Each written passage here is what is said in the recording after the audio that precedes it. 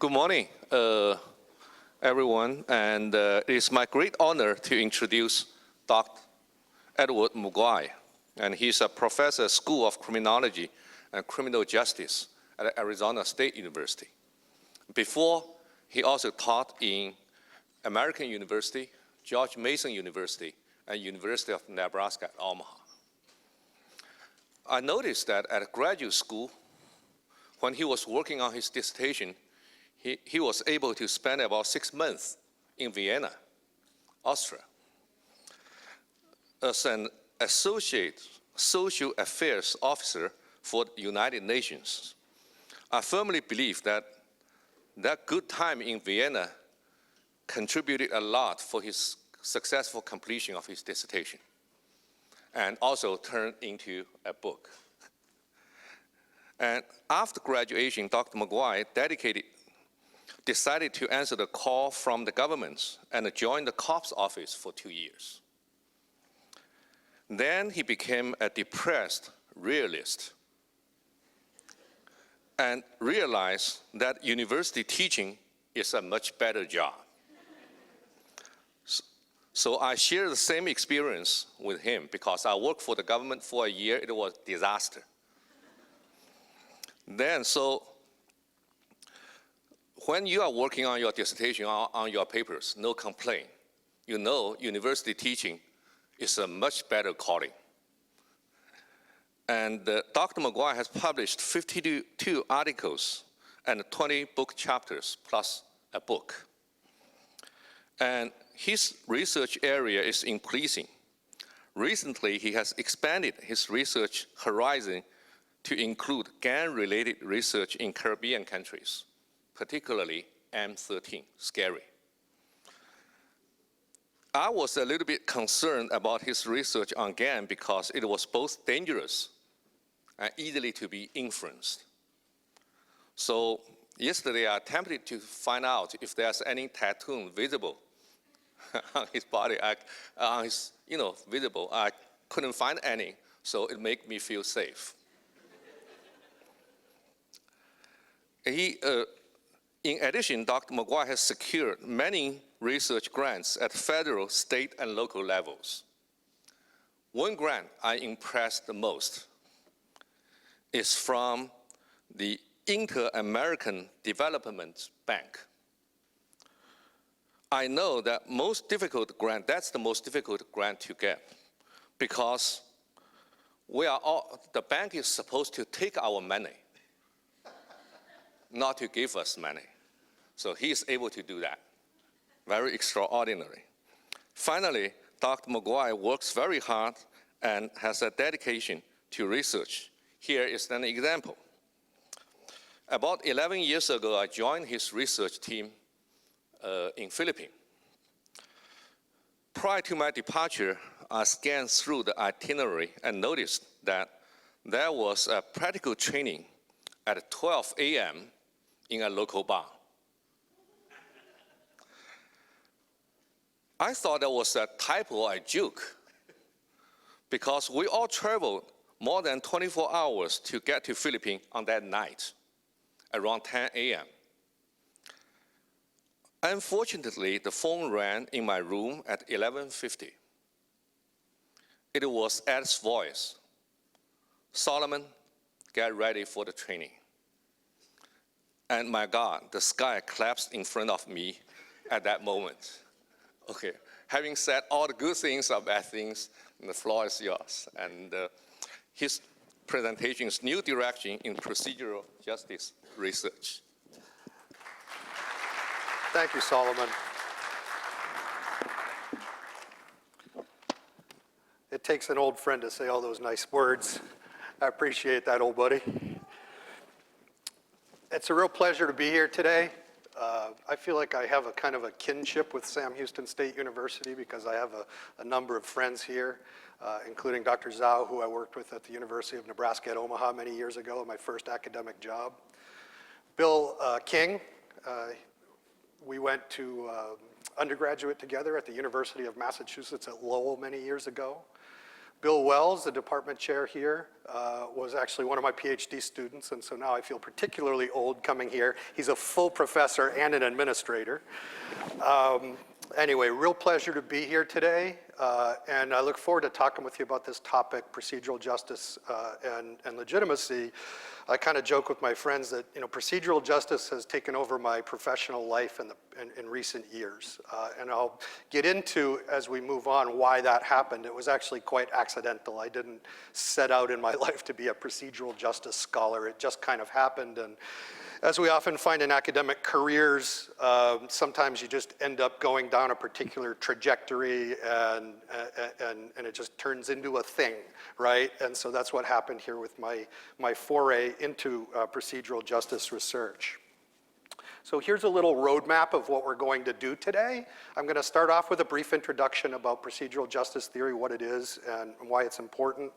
I'm then going to kind of pick it apart a little bit and talk about some of the theoretical and conceptual issues, some of the empirical issues, and then talk a little bit about new directions in procedural justice research, where to go from here. And I'm particularly interested for this audience because I know we have a number of graduate students in the audience. And so for me, the new directions component is, I think, most important because I think we have the next generation of scholars in the room.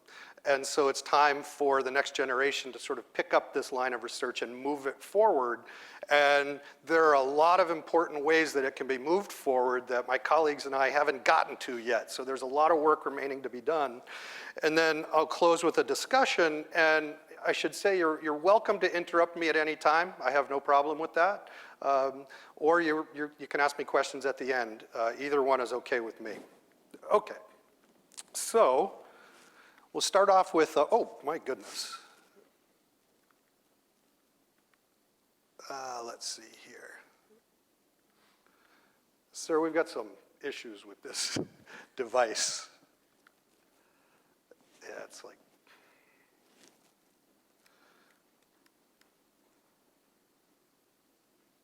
maybe I'll try that. Okay. Well, just try that side button maybe.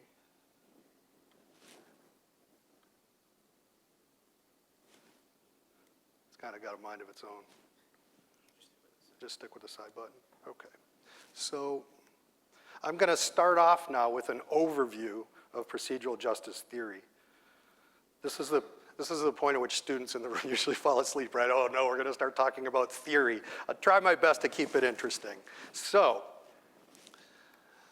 procedural justice theory focuses on how authority figures interact with those who are subject to their authority. This is a very general theory. It's been applied to criminology. In fact, I think it's had a very powerful impact on criminology and criminal justice in recent years. But I really think of procedural justice theory as being sort of a much broader, much more general kind of theory. And we can all think about applications of this theory in every aspect of our lives. And so, for instance, I have a 6-year-old daughter. And I like to think of her as a procedural justice warrior. Every day of her life, my 6-year-old daughter is thinking about whether the way her mom and I are behaving is procedurally just. And often she decides that it's not, and she tells us, that's just not fair, Dad, right? That's procedural justice theory. And so how did this very general theory of the way superordinates interact with subordinates make its way into criminology and criminal justice? Because in our field, we have people who have authority over others, right? So we have police officers and correctional officials and judges and prosecutors and all of these officials who are imbued by the state with authority, and they interact with people who are subordinate to that authority.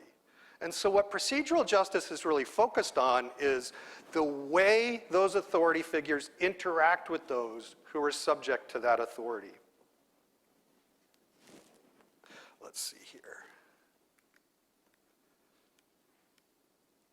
All right.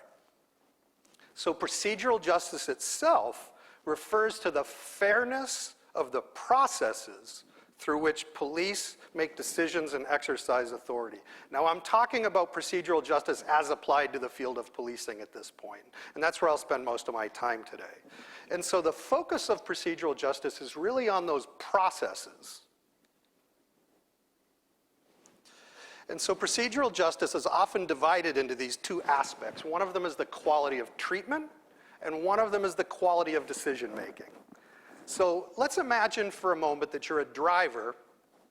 Okay, you've been pulled over by a police officer. I'm sure probably most of the people in the room have had this happen at least once, so I think this is a real referent we can think about, okay? And so the officer comes up to you as you're sitting there waiting to see what's going to happen to you, and the officer says, maybe the officer yells at you, "What do you think you're doing driving this fast in this area? You know, this is crazy," and starts sort of treating you in a disrespectful manner. You would perceive that as being procedurally unjust, and that's quality of treatment. That's a quality of treatment issue. How is one human being imbued with authority treating another human being who is subordinate to that authority? And so we all want authority figures to treat us with dignity, with humanity, with compassion, with empathy, with all of these kinds of things. Those are quality of treatment issues, and that's a big part of what constitutes procedural justice. The other part is quality of decision making. So for instance, suppose you're Hispanic, and you're sitting there wondering, did I just get pulled over because I'm Hispanic? Did my race factor into the decision to pull me over? Or did my race factor into any of the other discretionary decisions that the officer is making? That's quality of decision making, right? We would expect that the decision-making procedure used by that authority figure needs to be fair. It can't be based on extra legal factors like how old you are, what your sex is, what your age is. So that's quality of decision making. We take those two pieces, quality of decision making and quality of treatment, we put them together, and that's what we typically mean when we talk about procedural justice.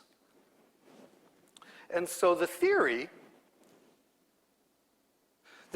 here is we have procedural justice on the far left of the diagram, and the theory says that procedural justice influences legitimacy. We're going to spend a lot of time today talking about what legitimacy means. We're going to break that down, okay?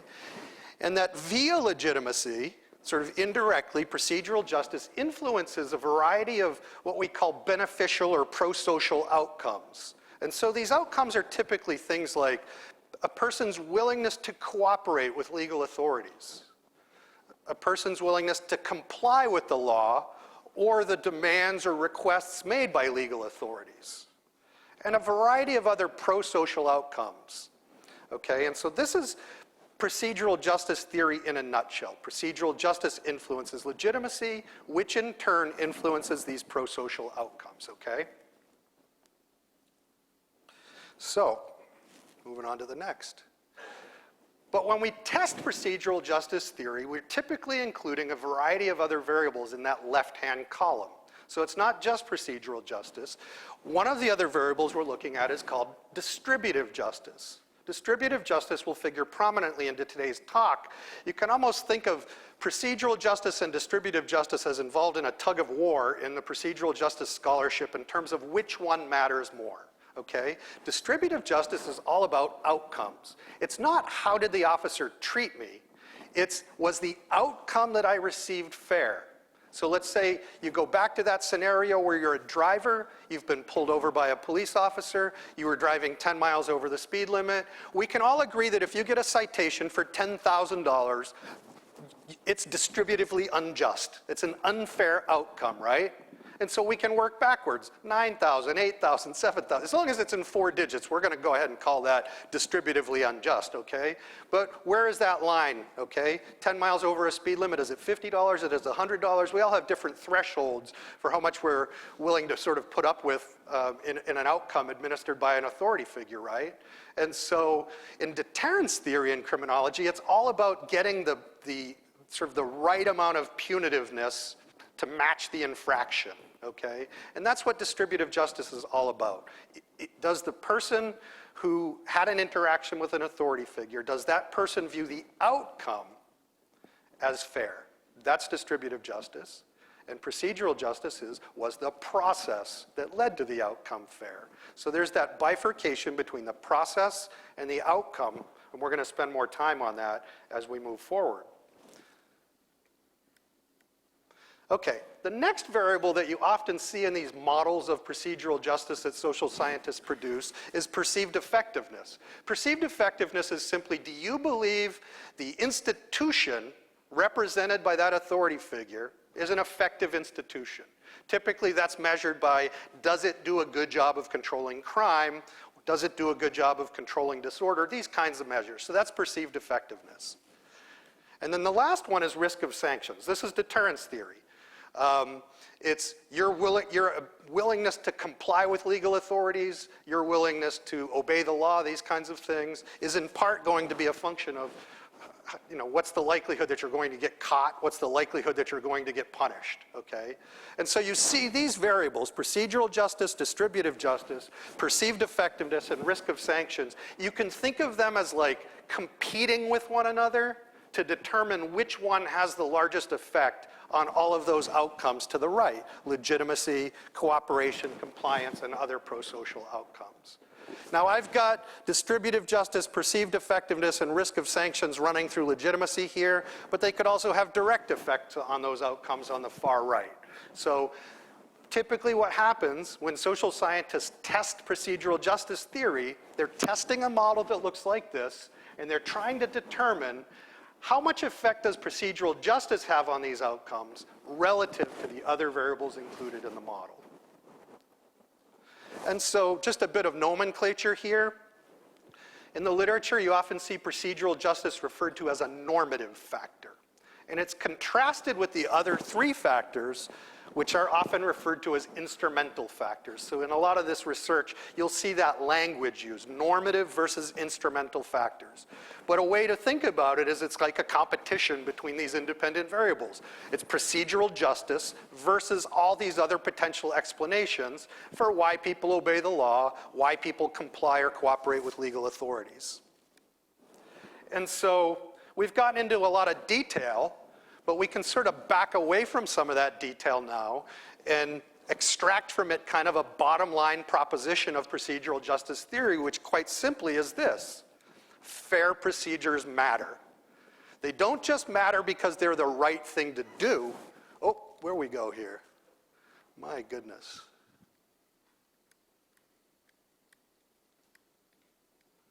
Yikes.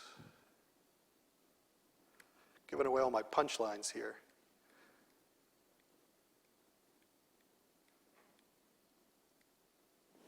Fair procedures matter, not just because they're the right thing to do, but because they enhance cooperation and compliance with the law and legal authorities. In other words, when we're dealing with teaching authority figures like police, prosecutors, judges, and other representatives of criminal justice institutions how to behave when interacting with people who are subject to their authority, we should be teaching them to behave in a procedurally just way with these people, whether they're offenders or not, because when criminal justice authority figures behave in fair ways, we see increases in compliance with the law, and we see increases in cooperation and compliance with the legal authorities who represent the law, okay? So again, it's not just because it's not a moral argument here that we're making, although we could make one, but it's an effectiveness argument.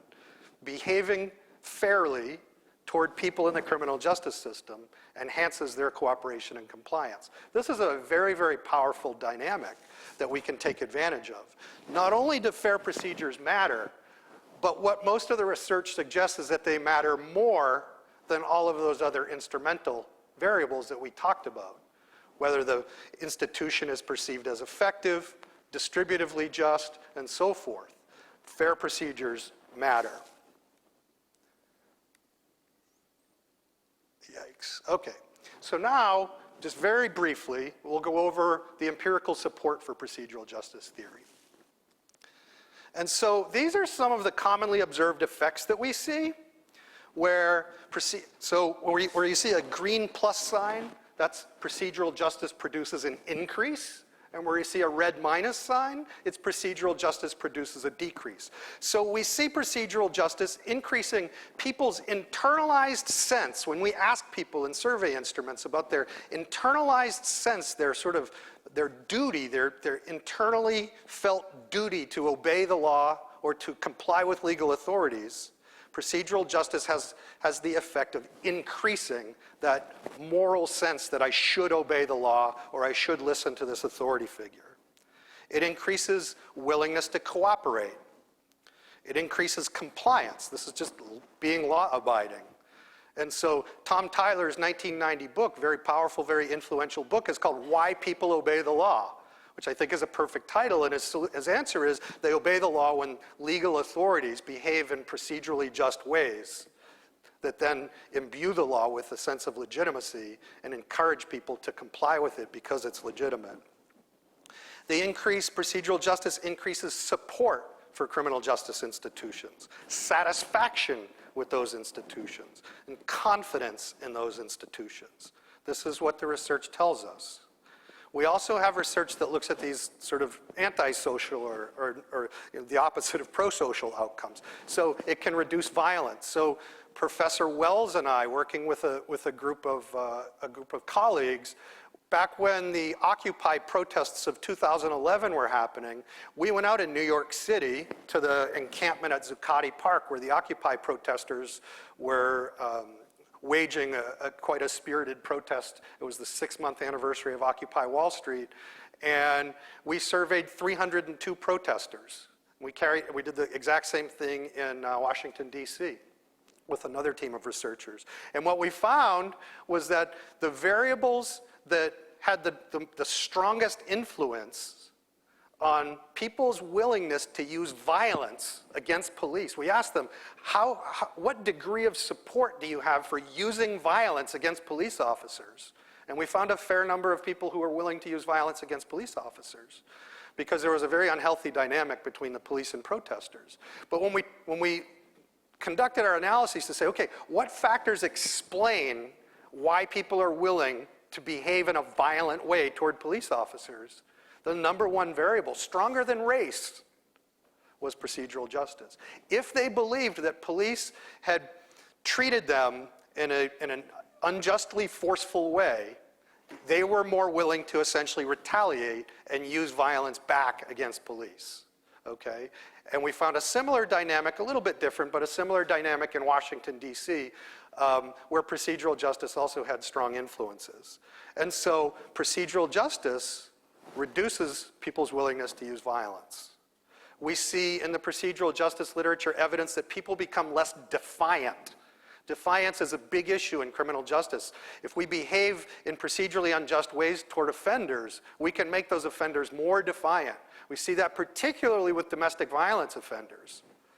And we also see reductions in negative affect. So these are things like, am I angry with the police or with correctional officials? Am I frustrated with them? All these sort of negative emotions or negative affect type things, we see procedural justice reduces those things. And then there was a meta-analysis. You can think about a meta-analysis as being a study of studies. And so this giant meta-analysis that my colleague Lorraine Mazerol did also found some strong effects of procedural justice on legitimacy, which was the first part of that model that I showed you, the procedural justice theory model. Okay, so moving on. What are the implications for policy or practice? I'm just going to go over this briefly with one example, and that is President Obama's task force on 21st century policing. And so this was a task force that was given the mandate to review the current state of American policing. It was the first presidentially appointed panel to review police procedures in nearly 50 years. In the 1960s, we had 4 such panels, but we went many years without having one. And so this was sort of a big moment in American policing. A number of leaders in the police profession were involved in this task force. And they came up with a report with recommendations for how American police ought to move forward, given the many crises that we've been grappling with in policing in recent years. And so I just want to point out that the term procedural justice appears 39 different times in the task force's report.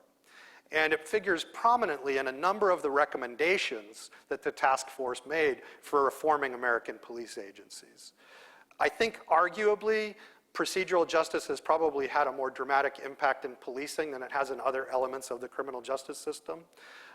Certainly the volume of research that has taken place on procedural justice it's much larger in policing than it is in corrections and than it is in courts and so forth. And so I think in policing is where we see more of this going on, but this theory is totally applicable to all parts of the criminal justice system. And so there's lots of work remaining to be done there. Okay, so I want to move on to some theoretical and conceptual issues having to do with procedural justice theory. And the first one I want to talk about is what is legitimacy? And so you remember when I showed you that model where you've got those 4 variables on the left, you've got legitimacy in the middle, and then you've got those outcomes on the right. That's the theory, okay? Well, so legitimacy occupies this sort of linchpin position in that model. It's right in the middle of that model, and a lot of those effects are posited to run through legitimacy. So it's a fair question to ask, okay, what's legitimacy? Here's one,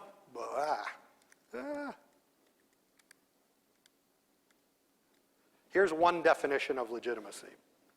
Okay, so this is from the organization theory literature. It's not from criminology, but it says legitimate authorities are those that are perceived as desirable, proper, or appropriate within some socially constructed system of norms, values, beliefs, and definitions.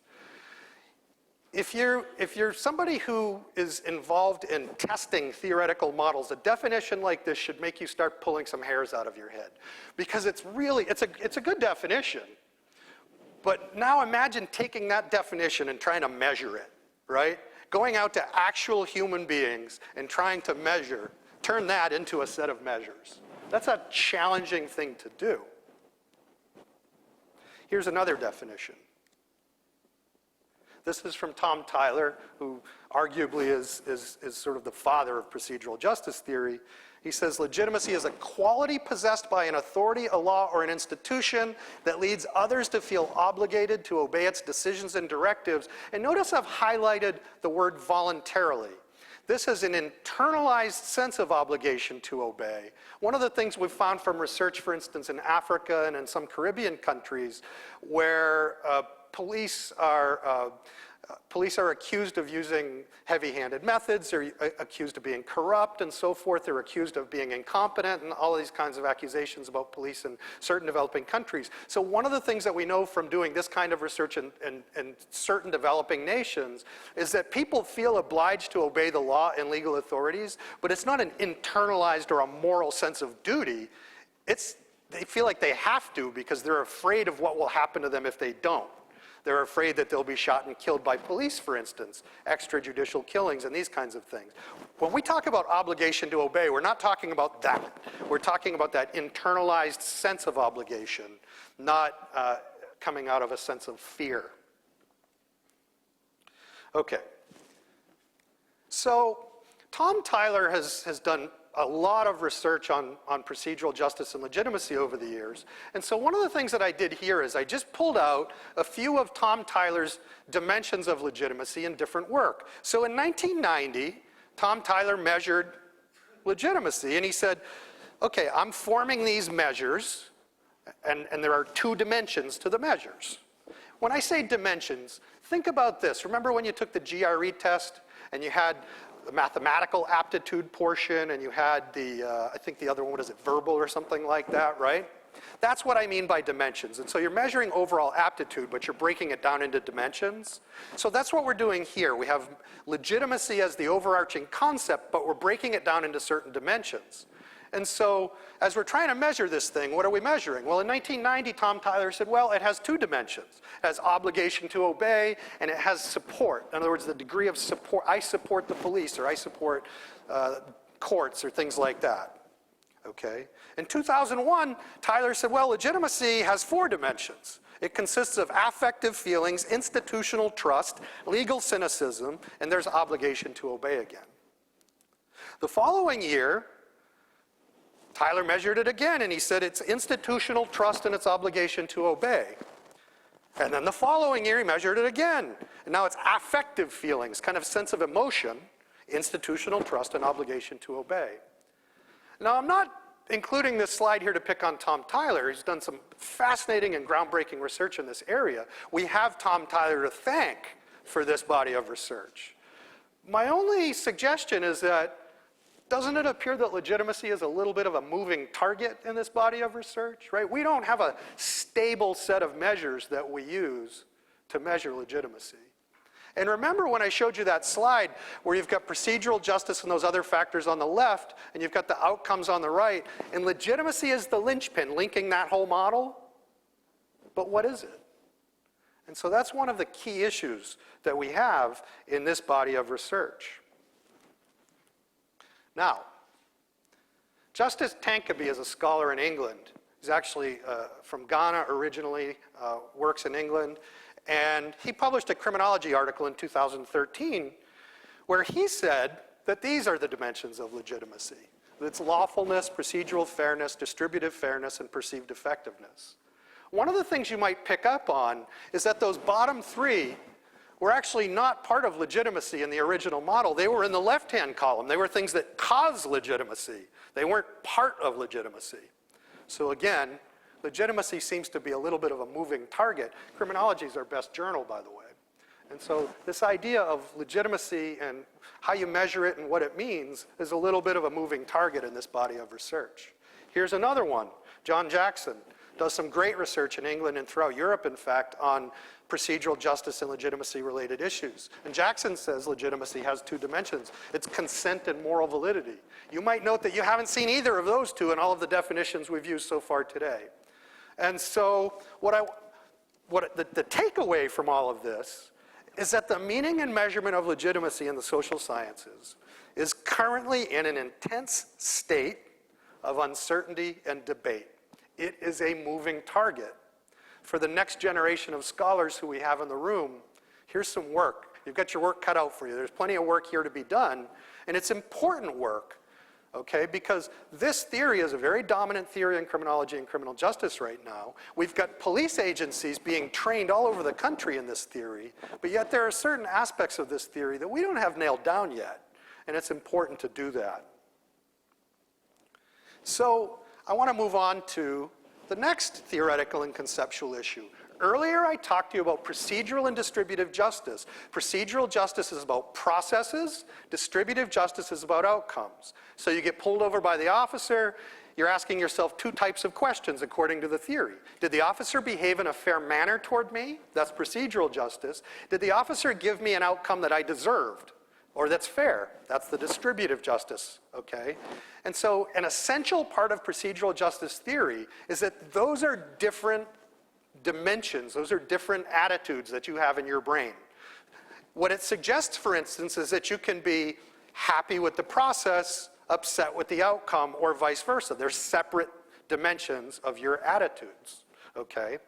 And so that's the next question is, to what extent do those things overlap? Okay, let's see here. All right, there we go. So a key finding in this body of research is that processes matter more than outcomes. It's a foundation of this body of research is that processes matter more than outcomes. The question is, are they actually separate perceptions?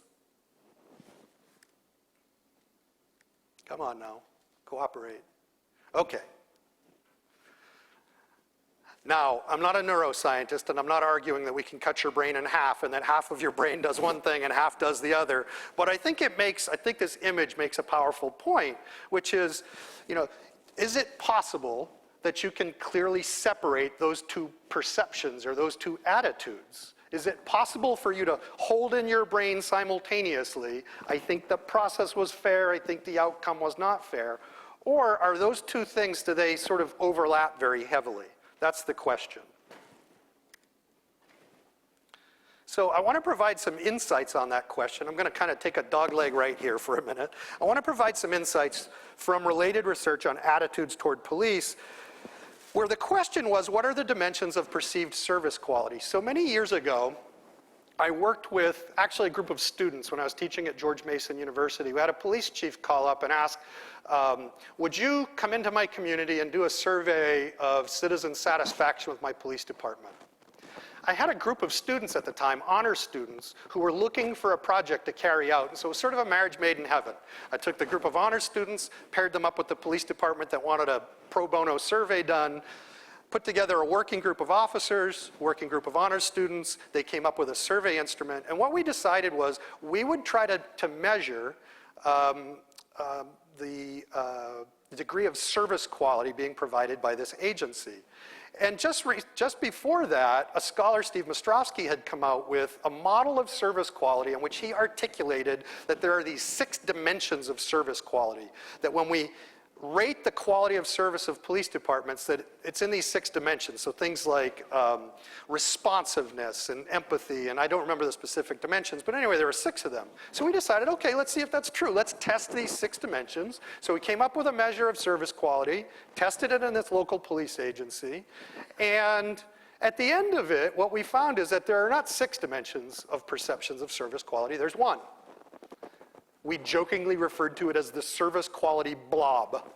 And the reason we said that is because people don't have these sort of finely distinguished, at least in this sample, people didn't have these finely distinguished attitudes toward police in which you have 6 different independent dimensions that are free to vary at will, right? They just had 1.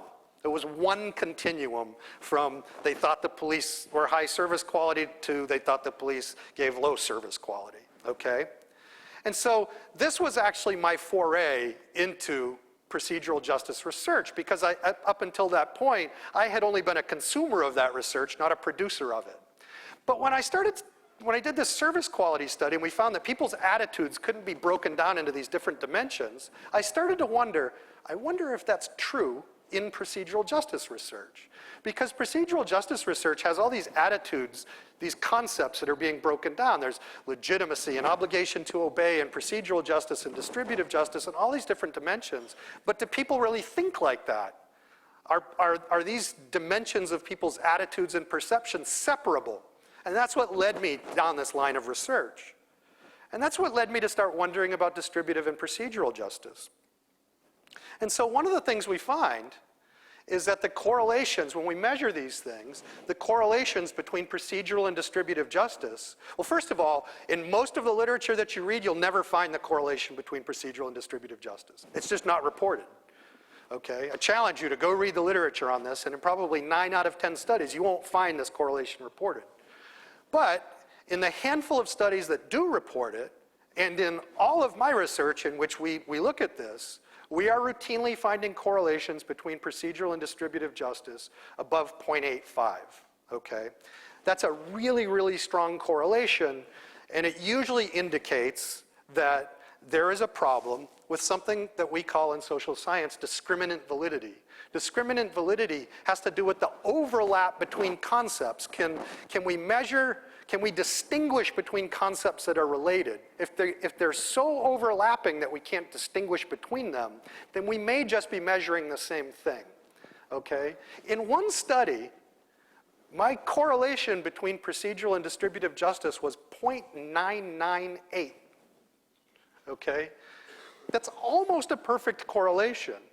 And so what it would suggest is that, at least in that setting, in those studies, those measures of procedural and distributive justice are tapping into one thing. But remember, procedural justice theory says that procedural justice is much more important than distributive justice in shaping these outcomes. But procedural justice and distributive justice may be measuring the same underlying concept. So we don't really have this sorted out yet. This is, again, a challenge for the next generation of researchers to start to sort out. So one of the things that we started to look at was we started to look at some social psychological theories on the way people think about these kinds of issues. And there's a fascinating theory out there called fairness heuristic theory. And what fairness heuristic theory suggests is that a lot of times when, like, let's say you get pulled over by a police officer and you get a ticket for $100, and you're trying to think to yourself, is this fair? Well, you have a missing variable or missing data problem here, because you don't know what everybody else got for a ticket. You don't know if other people got $200 tickets and you got a $100 ticket, or other people got a $50 ticket and you got a $100 ticket. So you don't know, right? You don't know, you're missing information to make a solid distributive justice judgment here. So fairness heuristic theory makes the argument that when you don't know if an outcome is fair, you use process information, in other words, procedural justice judgments, to make that cognitive leap. In other words, if the cop is a jerk to you, you are much more likely, according to fairness heuristic theory, to think that the cop is administering outcomes in an unfair way. That's known as a cognitive shortcut or a heuristic, okay? And so we decided to test it. Come on now, cooperate. There we go.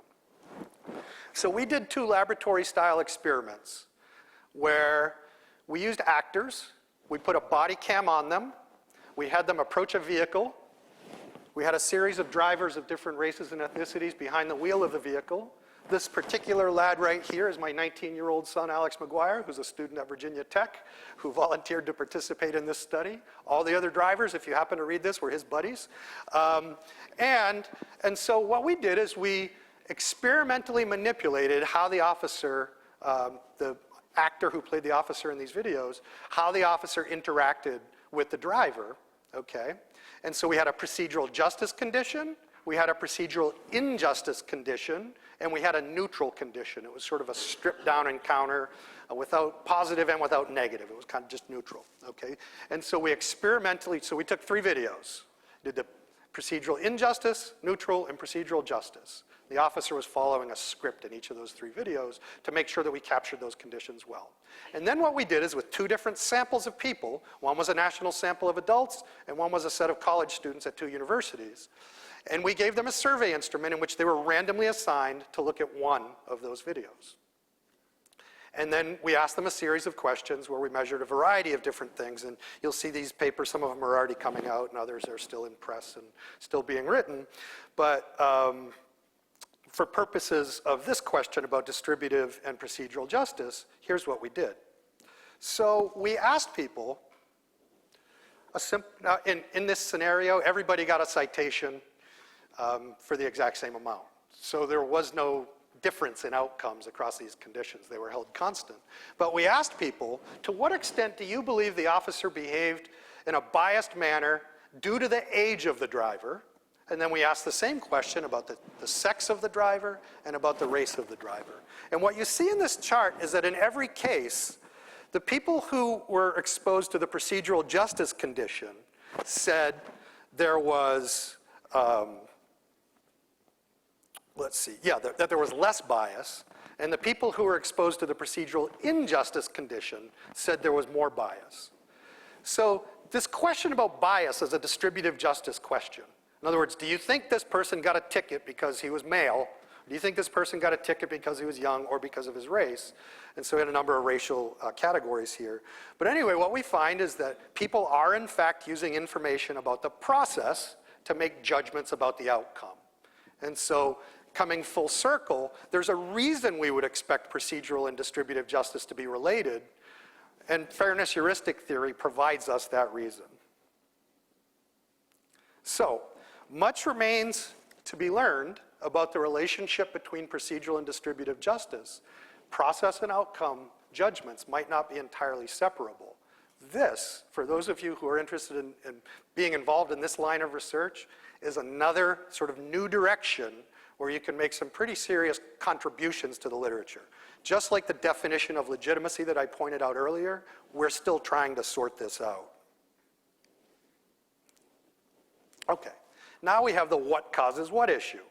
In the Tyler model, procedural justice, distributive justice, and perceived effectiveness are independent variables that were located on the left of that diagram.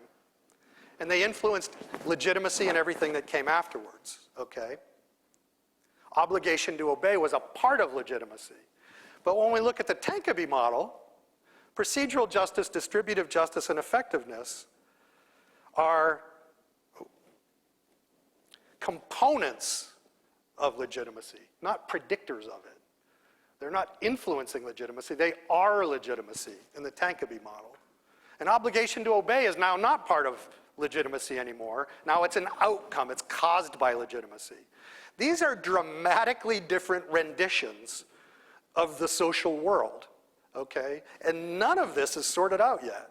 And so it's kind of a mess in the literature right now. There's a lot of work to be done to try to figure out which, if either, of these scholars is right about the way these processes work.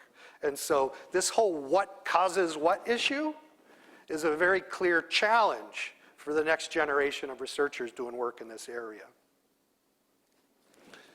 And then the last part of this section is just other potential mediators. When you look at the early research on procedural justice, here's what it said.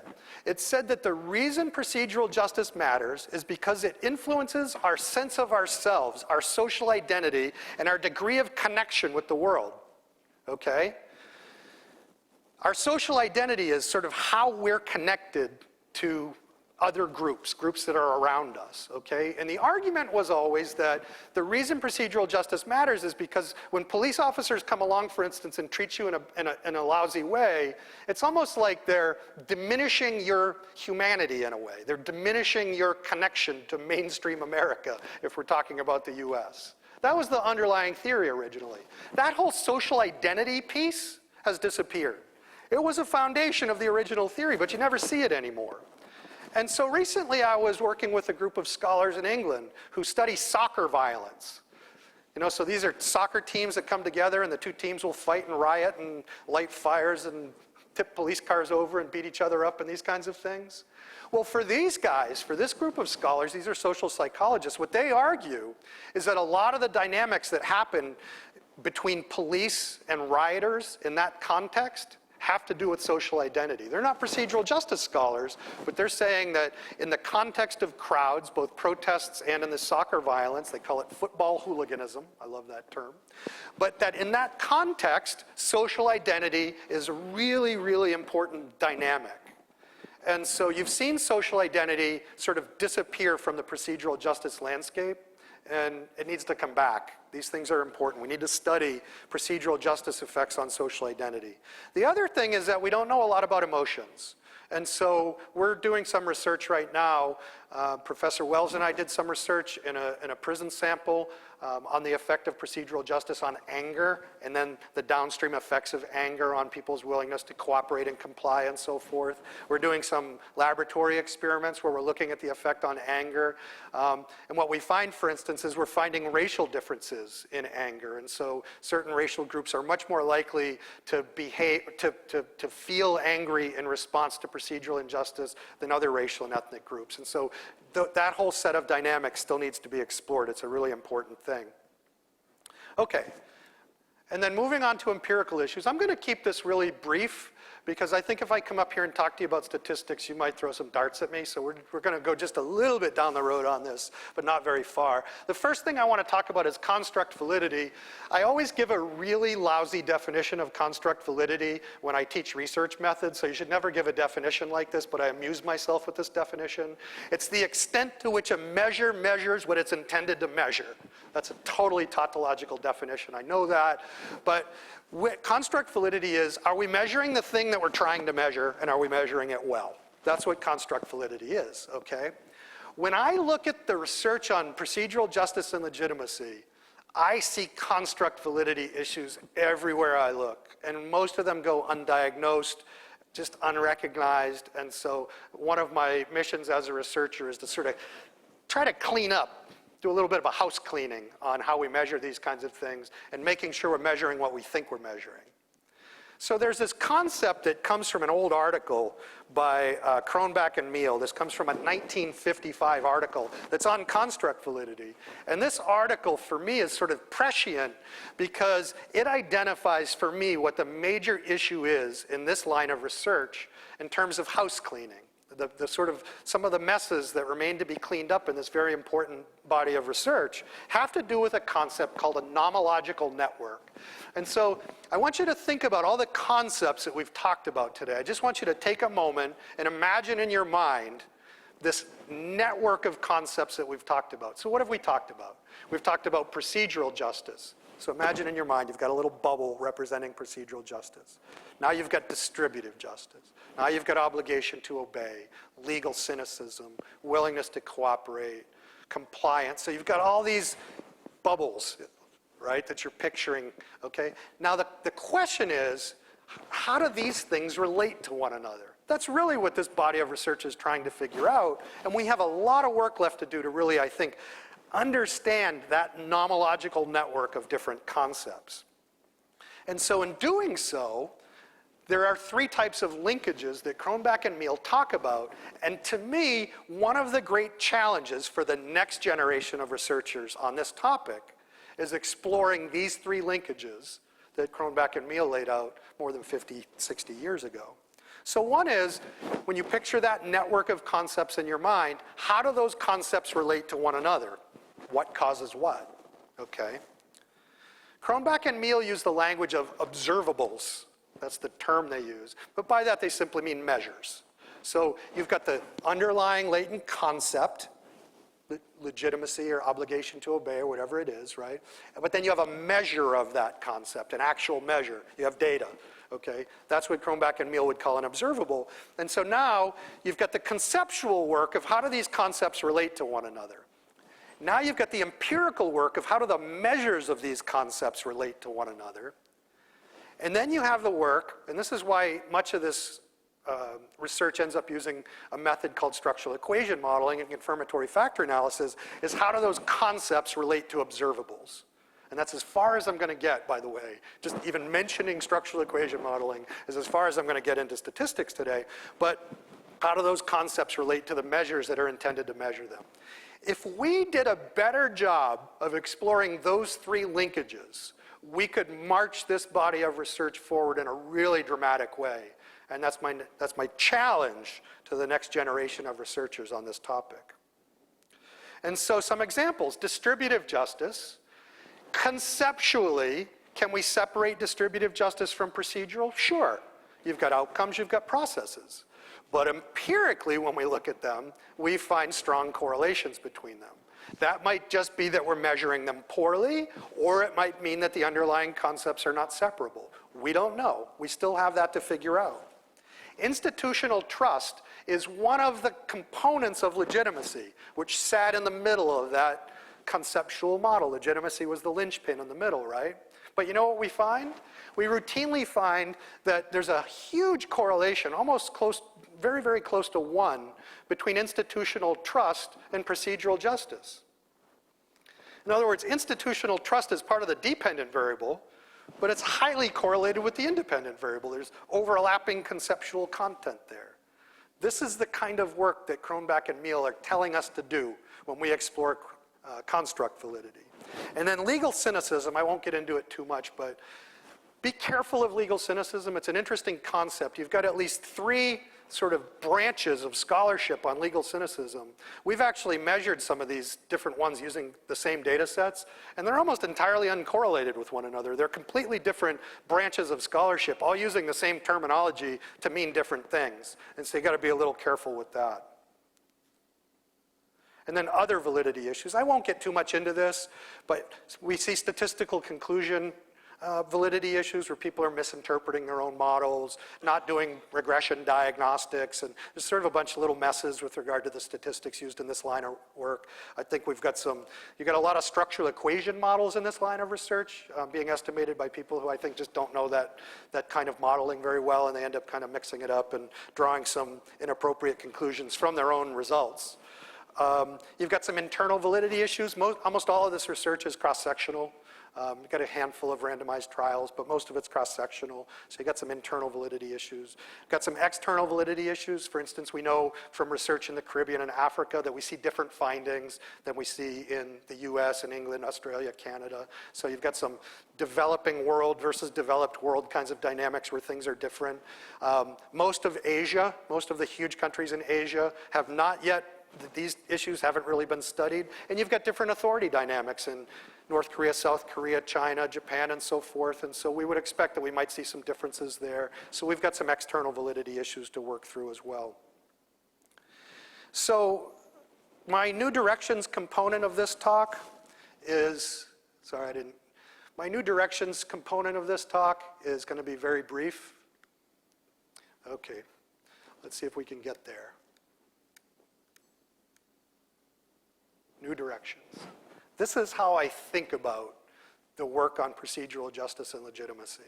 And so I've kind of poked at this body of research and theory today, and I've criticized it in some way, but I want to come back full circle and say, this is an amazing body of work that has very powerful implications for how we do the work of policing and corrections in courts. It even has implications. There's a new book out applying these things to parenting. So it has really, really powerful implications for a lot of areas of social life. And so the reason I'm being kind of tough on it is because I think it's so important, and these are sort of basic social dynamics that we really need to get right. We really need to understand them well. But there are some weaknesses there we need to acknowledge, and we need the current and the next generation of scholars to start to fill in the blanks. And so I think of it like this. I think of it as a big giant puzzle where a lot of the pieces are still missing. And instead of just replicating the same old research that's already been done, the idea is to find where we have missing pieces. And I've outlined several of those missing pieces today. And to start collecting new data sets, using new instruments, using new methods, to one by one start filling in those puzzle pieces so that we can understand at a much deeper level, and we can have much more confidence in our understanding of these authority dynamics that are so important.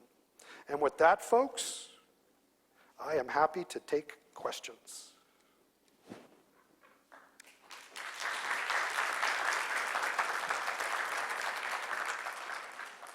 Very good presentation. And I hope that the airline CEOs should all listen to the procedural justice. And also I'm happy about the high correlation between independent variable versus dependent variable.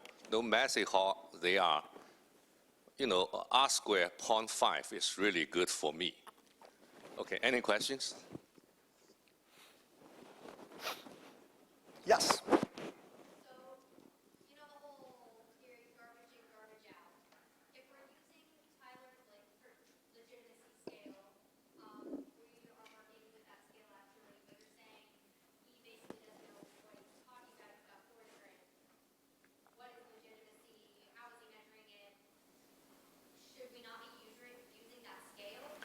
I wouldn't say that you shouldn't be using it, but yeah. So the question is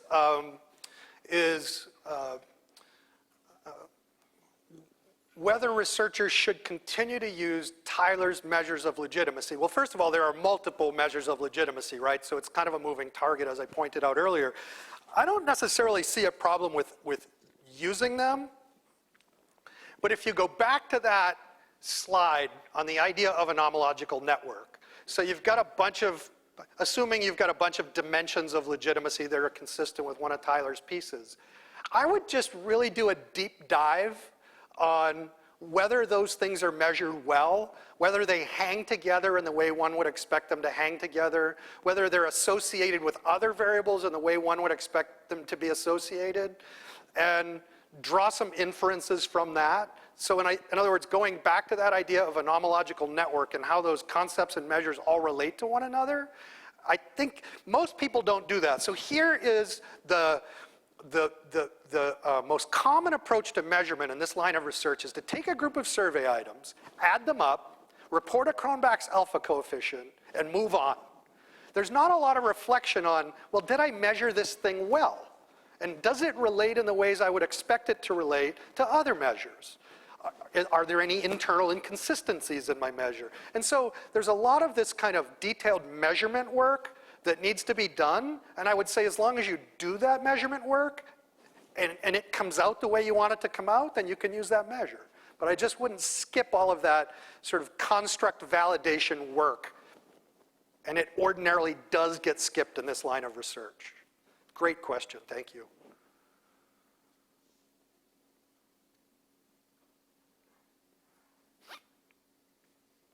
Yes? There you go. So then, if there are so many measures, which measures would you, in more like survey, questionnaire research, what measures would you suggest using? Which, Like which dimensions, which concepts? Because you said Tyler has a lot of different Yeah. measures, and then there are all these other theorists. Which ones are, in your opinion, with all of this under consideration, the best ones to use when measuring procedural justice?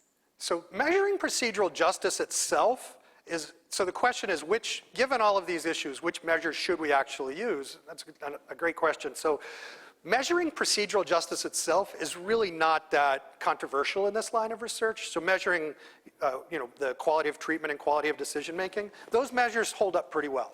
There's not really a problem with those. A lot of the problems hold up with, or a lot of the problems emerge with measures of legitimacy.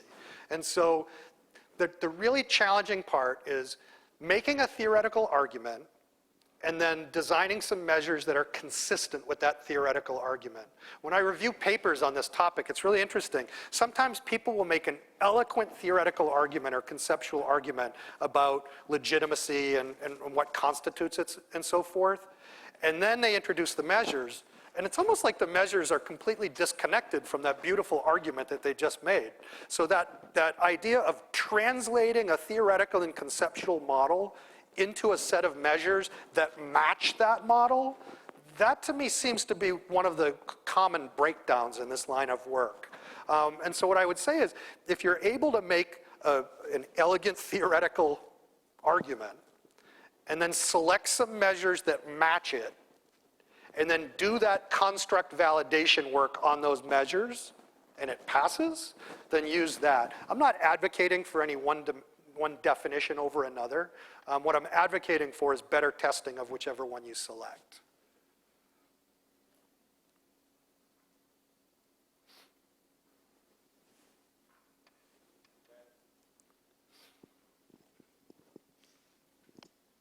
First of all, I'd like to thank you very much for your very insightful, very well-articulated presentation. I myself have learned a great deal from your work.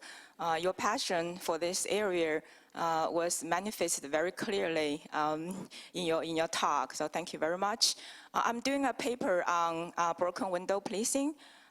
So one of the reviewers of my paper said that broken window policing may have some backfire when there's more presence of the policing targeting those minor misdemeanant behavior. People will feel like, they are targeted. So their fear might increase. So from your presentation, I understand that procedural justice in policing is a very overarching perspective. So I'm just wondering, linking my article to your presentation, I'm just wondering how that overarching concept or perspective can be incorporated into very specific policing programs, such as broken window policing or order maintenance policing, that has been quite popular in the past some years. So what's your intake? What's your input in this regard? Thank you. Thank you for that great question. I think when we're evaluating police strategies or tactics like broken windows policing or similar kinds of things, I think it's important to carry out citizen surveys to ask residents their perceptions of those initiatives. And I think we can link the literature on disorder to the literature on procedural justice pretty easily by measuring people's perceptions of the extent to which the police carrying out those initiatives are doing so in a way that is procedurally just. And I think we could marry those two bodies of research together and I think to good effect. I think that's important work to do. But we'd have to survey the citizens and develop those measures of procedural justice to do that. Thank you.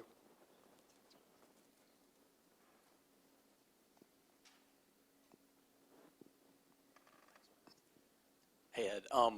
It's kind of a follow-up question to what Ling asked. Could you talk about some of the innovative things that police agencies are doing right now around procedural justice, if you're aware of any agencies doing some innovative things? Yeah, I mean, I don't know about specific agencies necessarily, but there's a wave of reform happening right now where agencies are adopting training, meant to enhance procedural justice. There have been a couple of experiments. There was one in Chicago and another one in the UK, both randomized experiments testing the effectiveness of procedural justice training on a variety of outcomes and finding some mixed effects, but some beneficial effects nonetheless. I think that I gave a talk for the major cities chiefs of Texas a couple years ago, and it was only slightly related to procedural justice, but I do remember, this was for you, Professor Wells, but I do remember when I gave that talk, and I explained procedural justice theory, I remember some of the comments from the chiefs being, I'm so happy to hear what this is because everybody's telling us we need to do it, but we don't necessarily know what it means.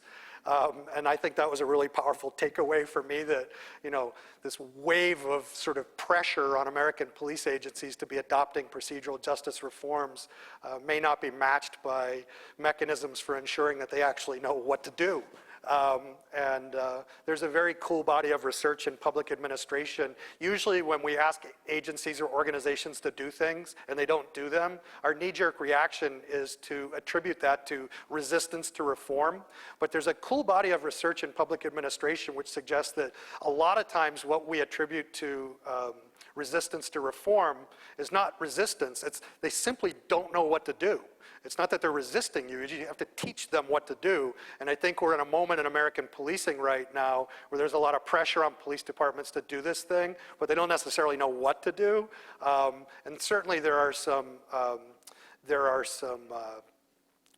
university-based partnerships and trainers and so forth who are going around the country doing training on this thing. But it's a big country, or a lot of agencies, a lot of police to be trained, and there's a lot of work to be done to take this concept and translate it for people who are working on the street so they know exactly what to do with it.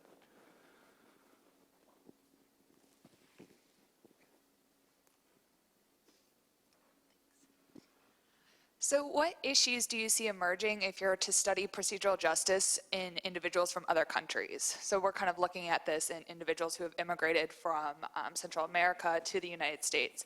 So are there any issues you see or any things to keep into consideration when studying this in individuals who aren't from America? Yeah, I love that question. So the question is what adaptations do we need to make when studying groups in the US but who are originally from elsewhere?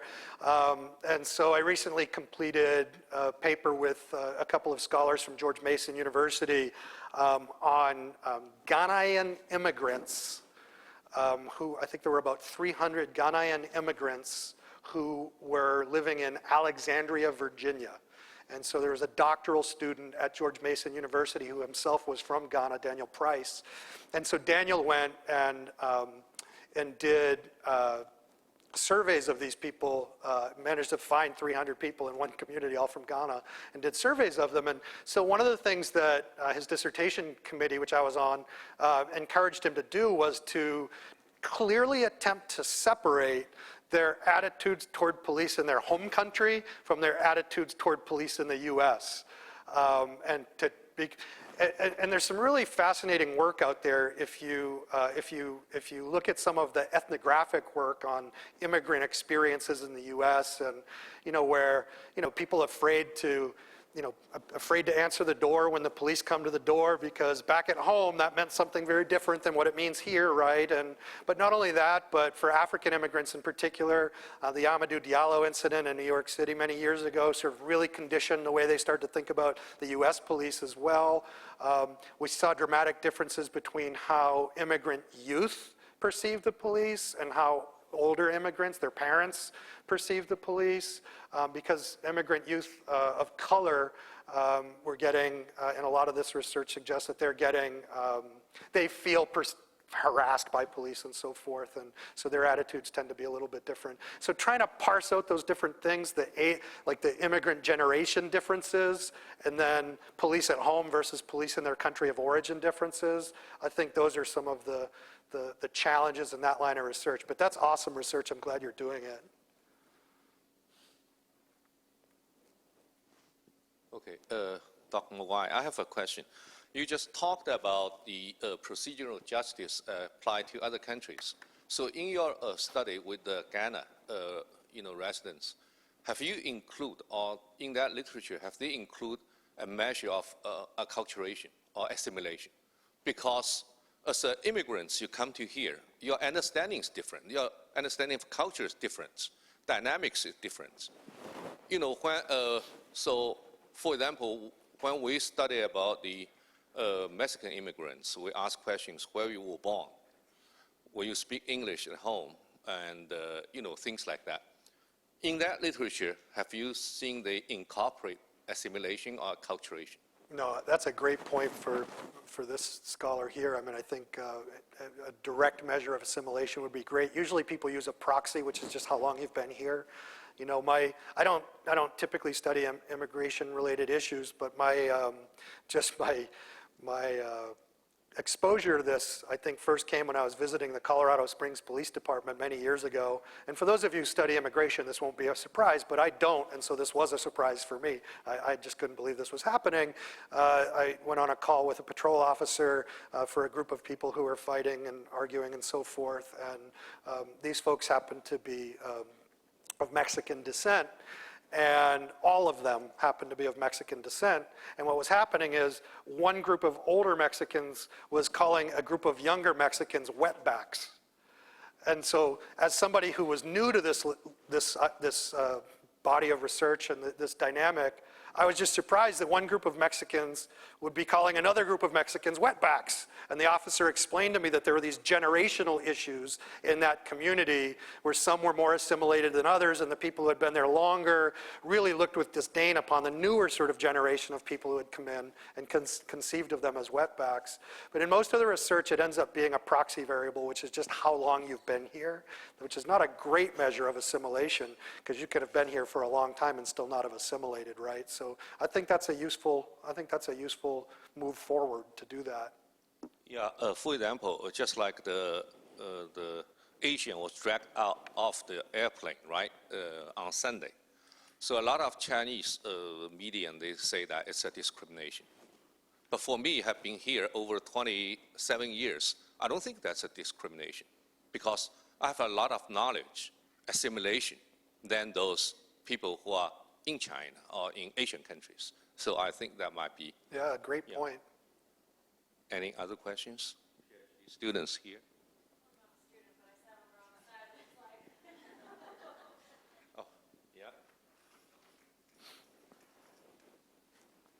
I'm going to ask a question that can probably be answered with a quick Google search, so I'm sorry about that. But can you talk a little bit about the application of procedural justice to victim cooperation, specifically in terms of sexual assault and intimate partner violence, and whether you see it as being a similar model or actually needing to conceptualize a new model to explain the specific barriers to police interaction that those types of victims often encounter?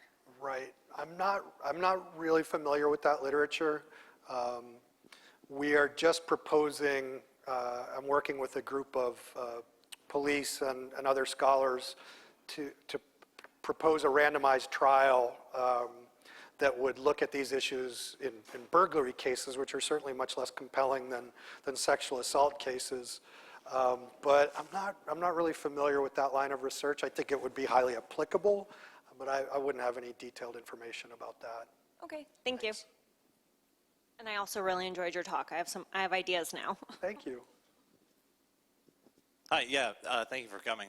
Thinking about your example of the traffic stop and just kind of police culture in general, has there been any research that looks at aggregate individual traits of organizations like maybe a police agency or a department, and if they're better at having these positive outcomes, like as far as from this aspect?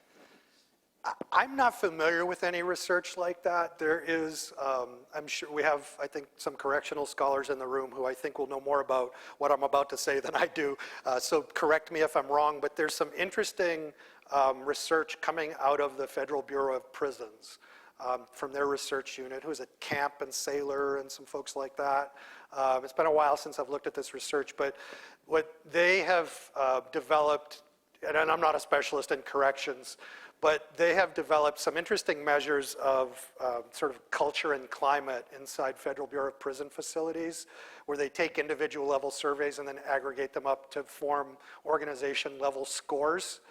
It strikes me that that's kind of a model that one could do in policing. I'm not familiar with it having been done, but it's a very cool idea, right? So developing organization-level measures of these phenomena that we're talking about. It would be quite a challenge, but I think it would be awesome. I hope you do it. Thank you. Okay, that's conclude the presentation. I want to conclude with that remark. When I was teaching PhD classes, and I always tell the students, for example, a policing class, if you come here and you believe you know something about policing, when you out of here, at the end of the semester, you have more questions. That's a good class. So I think the definition of a good lecture, a presentation is, instead of saying, here's my research, this is the only right way to learn about procedural justice. No.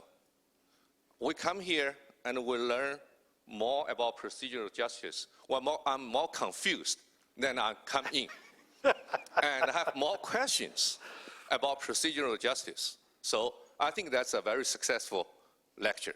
And also, graduate students, you will have more opportunities to talk with Dr. Maguire about all your bubbling ideas. Okay, thanks. Thank you. Here.